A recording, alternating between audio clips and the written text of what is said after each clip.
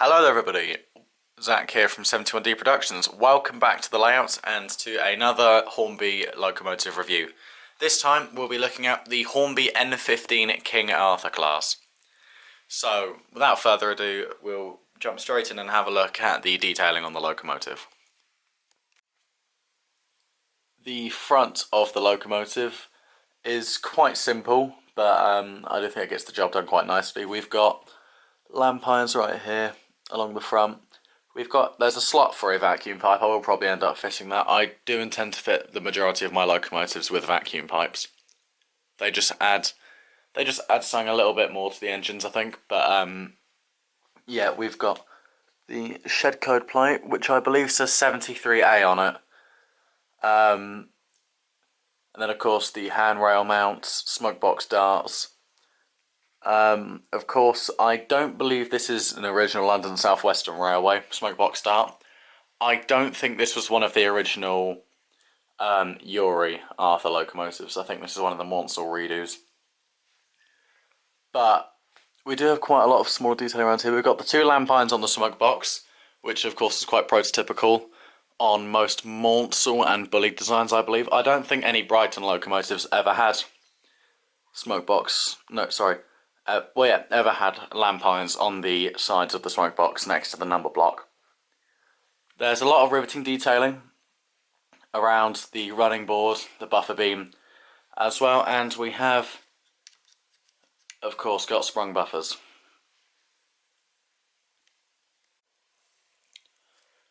On the side of the locomotive, you can see the lining is quite well done on the cylinders and the running board. Sorry about the dog. On the boiler, it does look quite inconsistent though. It seems quite thick here, but quite thin here, and then relatively thin on the third band as well. But it's not a huge disappointment. There is quite a lot of riveting detailing around the smoke box, even on the cylinder block. There's some riveting detailing as well, and then we've got the reversing gear just running along here, along with the, I think it's not condensing gear, it's not a London Underground loco. Yeah, I'm not good with technical bits and bobbles, but we've got, I can never tell you what this is. I'm not good with technicalities. But there's quite a lot going on, I suppose. I think they captured the gist of the King Arthur quite well. Carrying on the side of the locomotive, we've got the nameplate, Sir Hervis de Revel, which is quite nicely done. I can't see any faults in it. Even the King Arthur class cannot be read, but it is visible that they have put it in. The lining is quite crisp on the side of the locomotive, along with the number and power classification. Handrails are separately fitted, and overall it's pretty good. I think one thing which would have really done it though is I always have a gripe with this, but safety valves, whistles and all pipes that are copper or supposed to be copper look very, very dull. On Bachmann locos, I say this time and time again, Bachmann absolutely excel with doing copper features on locomotives. Hornby, not so much. I've just got my light pointing at it so it's a little more visible. I'll show another angle in a moment, but you can see there is quite a lot of detailing in the cab. Even down to levers for the drainer cocks. The firebox door has been picked out along with the handbrake, I want to say. No, that's not the handbrake. The handbrake is back here, I want to say. Yeah, King Arthur's I don't know a huge ton about.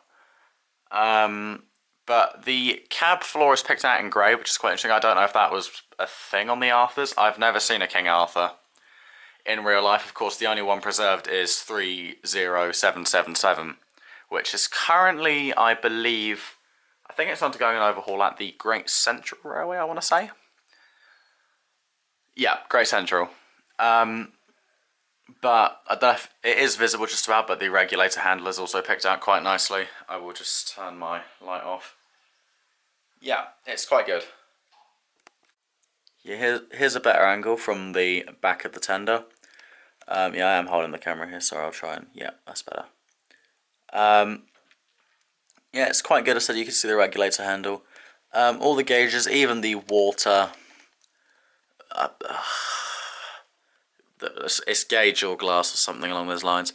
This is picked out. Now, just looking at the floor, I don't know if it will show up on my camera, but maybe if I grab my light again, it will be visible.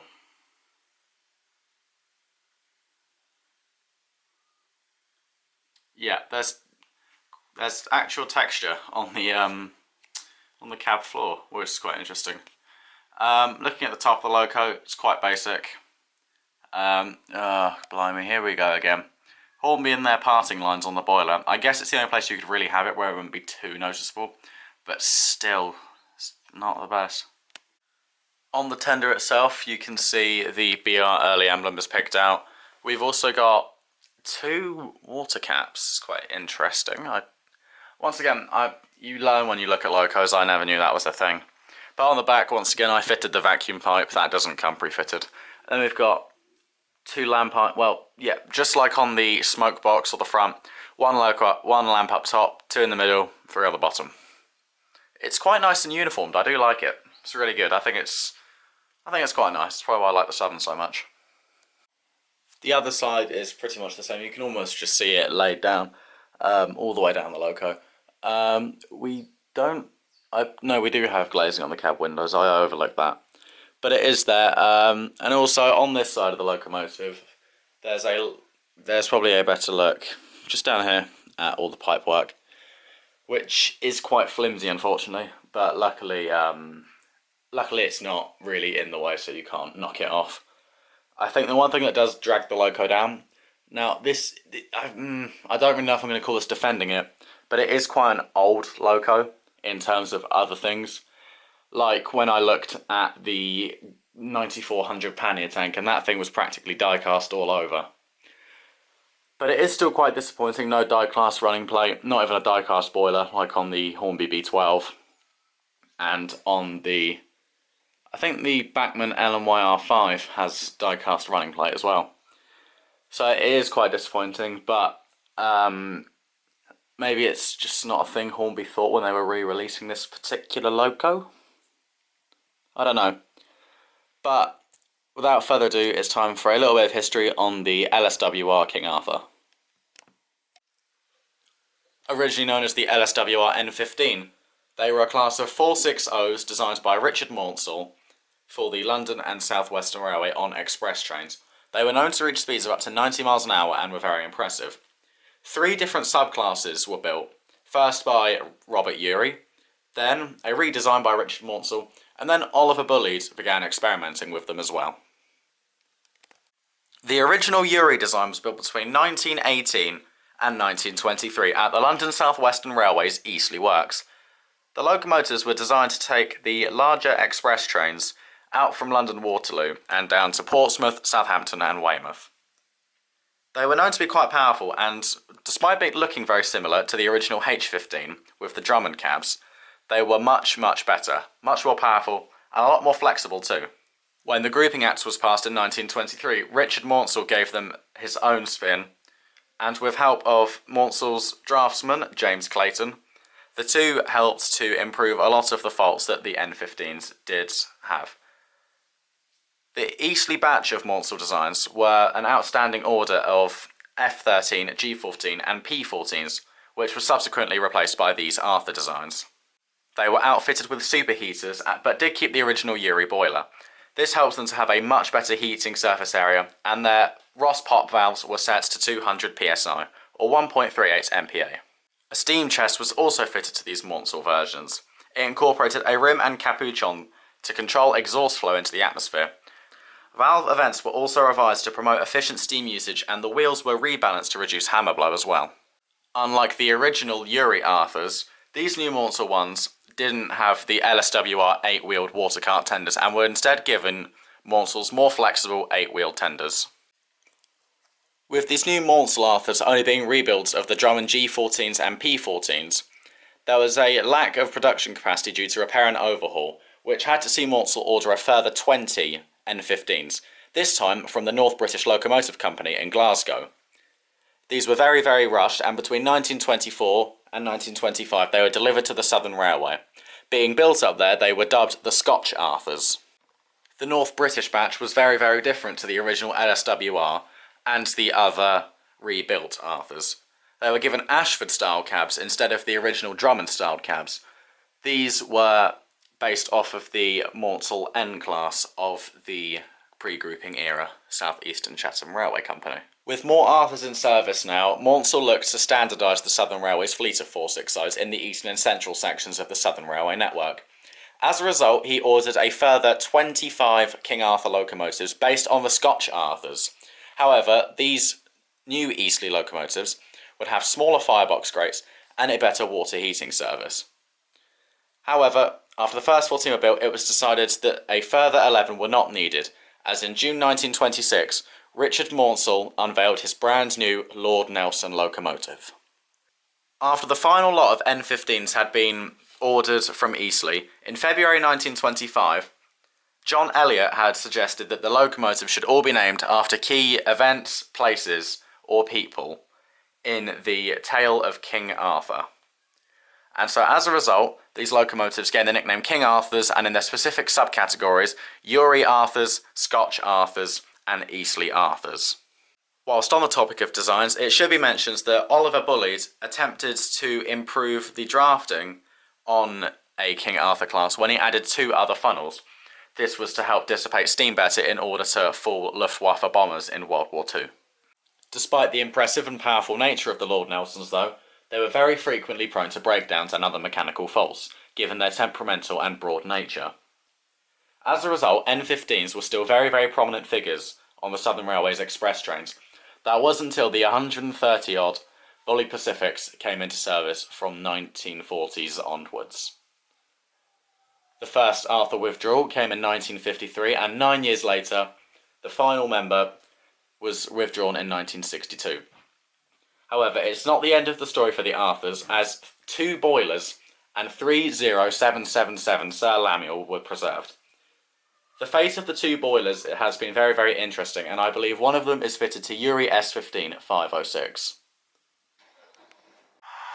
Okay, so as you can tell, the locomotive does have a sound decoder fitted, so I've turned that on. It's just a standard S15 TTS decoder from Hornby, since they're pretty much the same loco.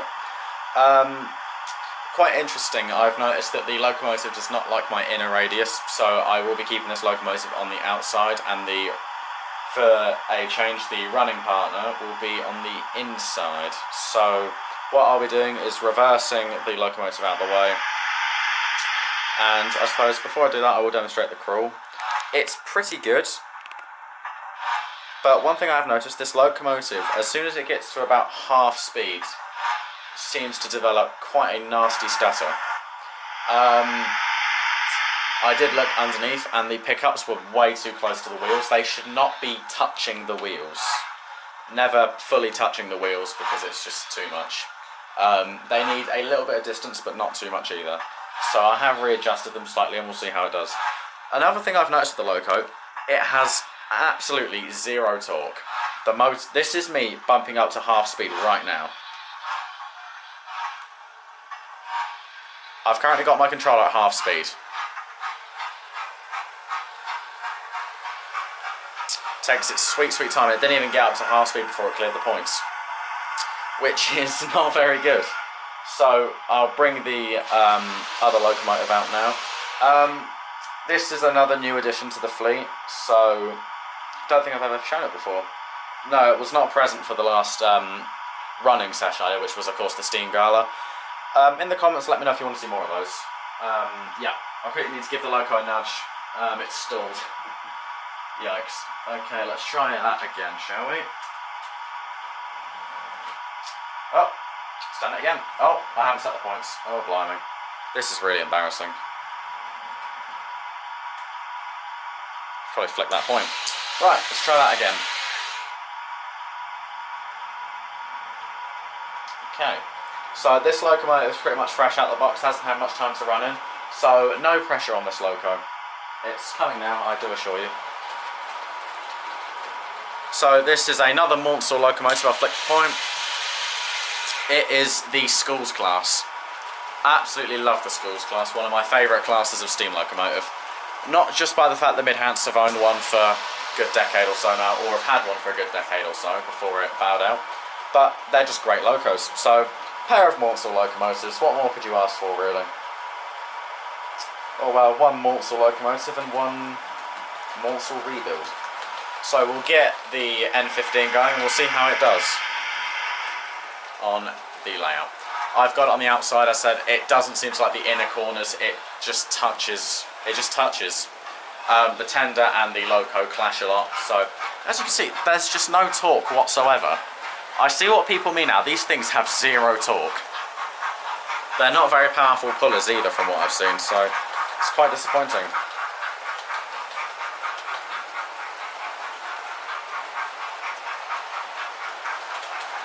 Yeah, seems to be doing fine on the outer radius now. Yeah, that stutter's come back again. We'll see if that wears off or if it stays with it. But for now, just enjoy some shots of the N15.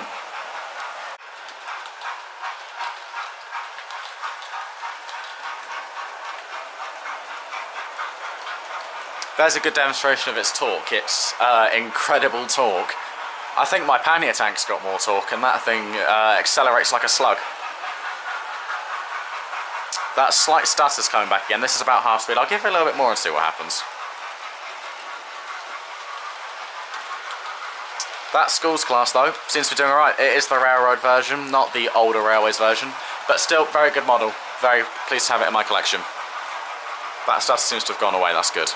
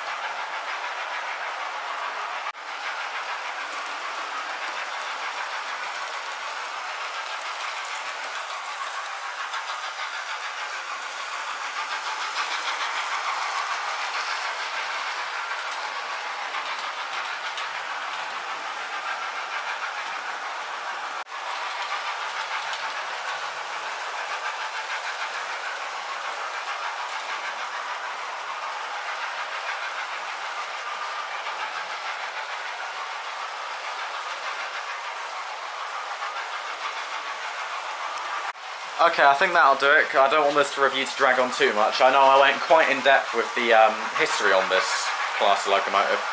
So we'll bring the schools class to a stop first.